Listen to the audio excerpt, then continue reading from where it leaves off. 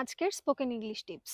আপনাকে এই বিষয়ে ডিটারমাইন্ড হতে হবে যে আমি রোজ ৫টি করে নতুন শব্দ শিখবই।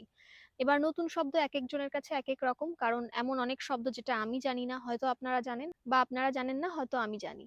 যে ওয়ার্ডটি জানেন না, সেই হিসেবে রোজ ৫টি করে নতুন ওয়ার্ডস শিখতে হবে। আপনি ইমাজিন করুন, আপনি যদি একদিনে ৫টি ওয়ার্ডস শেখেন, তাহলে কিন্তু আপনি ১ মাসে ১৫০টি ওয়ার্ডস শিখছেন। এবার প্রশ্ন হলো ওয়ার্ডস গুলো কি করে শিখবো?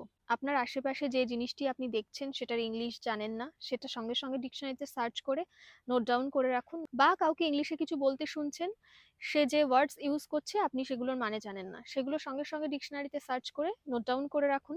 এভাবে রোজ ৫টি করে নতুন শব্দ শিখলে অবশ্যই খুব তাড়াতাড়ি আপনার স্টক অফ ওয়ার্ডস বাড়বে, আপনার শব্দ ভান্ডার ইনক্রিজ হবে। কারণ ইংলিশ বলতে গেলে আমাদের প্রধান বাধা হয়ে দাঁড়ায় আমরা শব্দ জানি না, ইংলিশ ওয়ার্ডস জানি না। আমাদের স্টক অফ ওয়ার্ডসটাই আমাদের স্পোকেন ইংলিশের পথে প্রধান বাধা হয়ে দাঁড়ায়। তো এভাবেই নিজের স্টক অফ ওয়ার্ডস বাড়ান এবং খুব তাড়াতাড়ি ভালো একজন ইংলিশ স্পিকার হয়ে উঠুন।